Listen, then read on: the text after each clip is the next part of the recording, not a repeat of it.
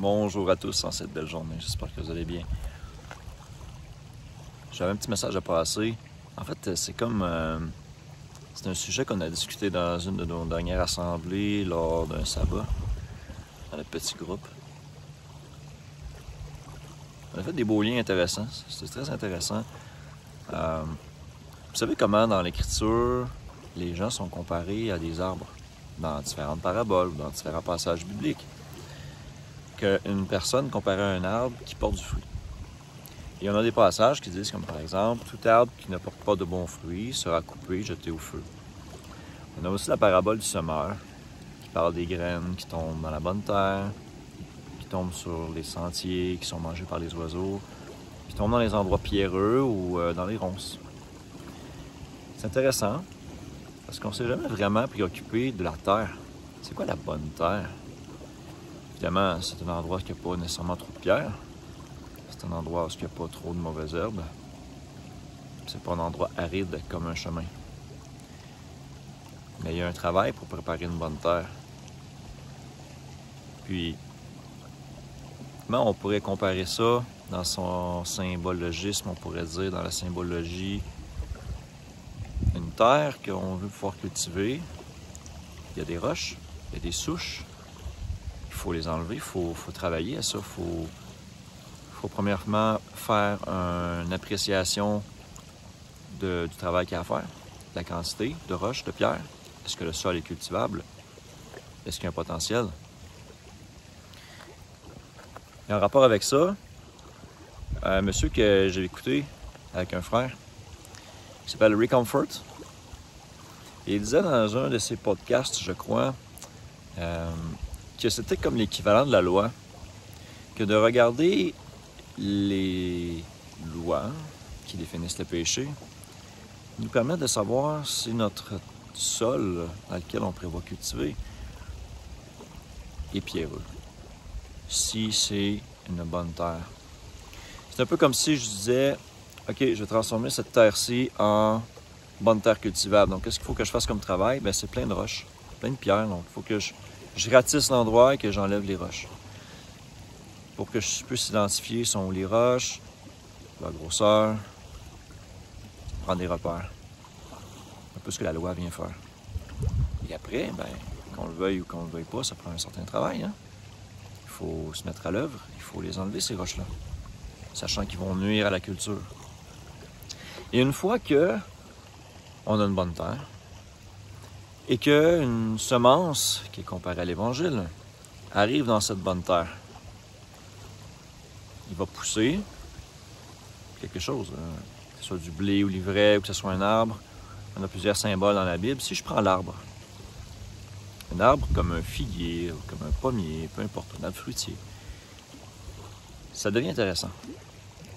Parce que on a en Psaume 1, par exemple, que ça dit qu'une personne qui médite la loi, qui y prend plaisir, est semblable à un arbre qui porte son fruit en sa saison, dont le feuillage ne se flétrit jamais et tout ce qu'il fait lui réussit. C'est quand même intéressant.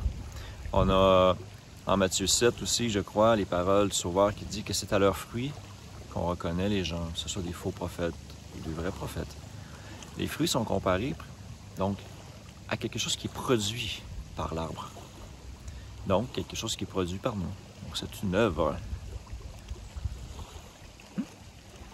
Un autre passage que je trouvais intéressant en rapport avec ça, c'est Lévitique 19, les versets 23 à 25, je crois.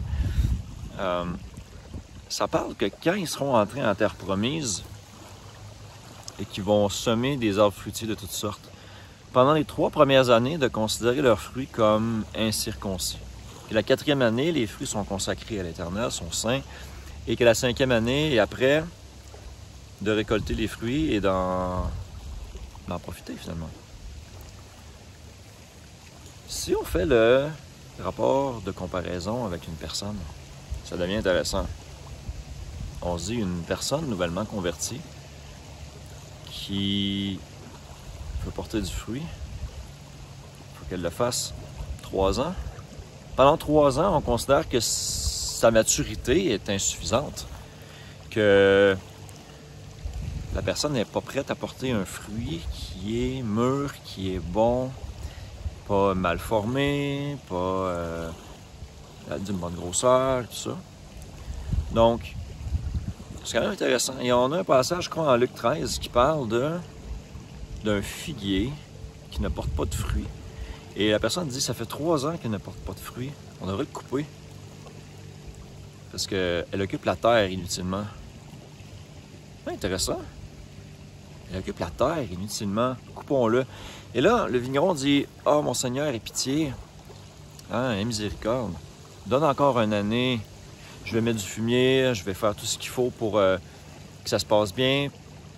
Puis on va voir s'il va porter du fruit. Mais s'il n'en porte pas, on le coupera. » Il y a quand même un parallèle intéressant. Tout arbre qui ne produit pas de bons fruits sera coupé et jeté au feu, le voyez-vous? Et ces arbres, ce sont mes fruits, ce sont nous. Tout comme un arbre greffé, quand il y a un porte-greffe, il y a un greffon, souvent on va utiliser une racine plus résistante aux conditions climatiques. Par exemple, quand on plante des arbres fruitiers dans le nord, souvent les arbres ne peuvent pas être plantés directement dans le sol, sauf quelques espèces indigènes. Mais souvent, on va greffer un pommier, un poirier, sur un autre arbre qui, elle, la racine est résistante. Et c'est la sève de cette racine-là qui va alimenter l'arbre qui lui va porter du fruit. On a le même principe qui est utilisé quand on parle de demeurer en lui, que les sarments, qui ne portent pas de fruits, on les coupe, on les retranche, on les brûle. On a un peu la même symbologie aussi en Romains 11 quand on parle des oliviers, qui sont greffés, hantés, comme on dit. E-N-T-E, accent aigu. Donc, intéressant. On peut voir là-dedans le fait qu'on a notre part. On a quand même notre part là-dedans à faire. Donc ceux qui disent qu'on ne doit faire aucune œuvre, absolument rien, faites une petite lecture du livre de Jacques qui dit que la foi sans les œuvres est morte. Quand on compare tout ça aux arbres, c'est très intéressant. Donc, 3 ans, on considérera leurs fruits comme incirconcis. La Septante nous dit, vous nettoierez leur impureté. Intéressant. Donc, ça dit de jeter ce qui est impur. C'est comme si l'arbre encore immature avait besoin de temps pour produire des fruits matures. Des fruits, des bons fruits. Je crois que basé là-dessus, on peut en tirer quand même une certaine conclusion et vous me direz ce que vous en pensez dans les commentaires. Mais une personne qui commence à croire, ou qui vient d'être baptisée, sa conversion est assez récente, parce qu'on pourrait se poser quand même la question, quel est le point de départ de ces nombres d'années-là? Bon, par exemple, une conversion à partir du moment où j'ai cru fermement, ou à partir du moment où je me suis baptisé, par exemple. Ça pourrait être des points de repère. Ça veut dire que les premières années, ce qu'on pourrait prêcher, ce qu'on pourrait donner comme fruit est impur. Ça dit, vous ne les mangerez pas.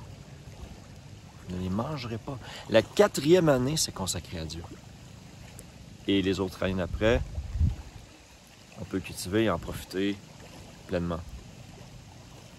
Donc, par rapport à un nouveau converti, je crois que c'est une très mauvaise idée, même si ça l'est logiquement aussi, d'envoyer les gens prêcher l'Évangile sans aucune connaissance préalable vraiment biblique. Ils vont se faire contredire, ils vont se faire contrarier, ils vont paraître mal, ils vont tomber sous la condamnation, ils vont mal faire paraître le message du Christ. C'est un peu comme Paul quand il dit « Il ne faut pas qu'il soit un nouveau converti, pardon, de peur qu'il tombe sous l'opprobre, sur les jugements du diable. » Donc, vraiment intéressant. Est-ce qu'il y a d'autres à partager à ce niveau-là? C'est vrai, l'autre chose que je voulais ajouter, c'est que un fruit qui est porté par un arbre, comme il est écrit dans la Genèse, chaque fruit porte en elle sa propre semence. Donc si on a reçu un bon évangile, on va pousser, on va donner un fruit. Et dans ce fruit-là va être contenu l'évangile. Mais un mauvais arbre qui a reçu un mauvais évangile va porter des mauvais fruits. Et il va avoir aussi des mauvaises graines. Donc il va communiquer un mauvais évangile. Oh! Quand même significatif. Ouais. Puis ça donne aussi un certain barème de la patience de Dieu. Quelqu'un qui va s'appliquer à la parole, à la mettre en pratique, qui va commencer à porter du fruit, quoique imparfait, Dieu va le considérer. Il va attendre que son fruit devienne mature. Mais une personne qui est convertie, qui dit croire, mais qui ne porte pas de fruit, 3 ans, le Seigneur peut lui donner une autre année en miséricorde. Mais quand le Seigneur va décider que c'est assez, cet arbre-là va être coupé, va être retranché. Vous n'aurez plus de chance. C'est un autre bon exemple, quand on le prend dans son contexte symbologique, d'une perte du salut. On a eu des chances, on n'a pas porté de fruits, c'est terminé. Ouais, je crois que ça fait pas mal le tour de ce que je voulais passer comme petit message. Si vous avez des passages bibliques qui pourraient avoir rapport avec ça, je vous invite à les mettre. On garde la discussion, on continue à partager la parole. Bonne journée!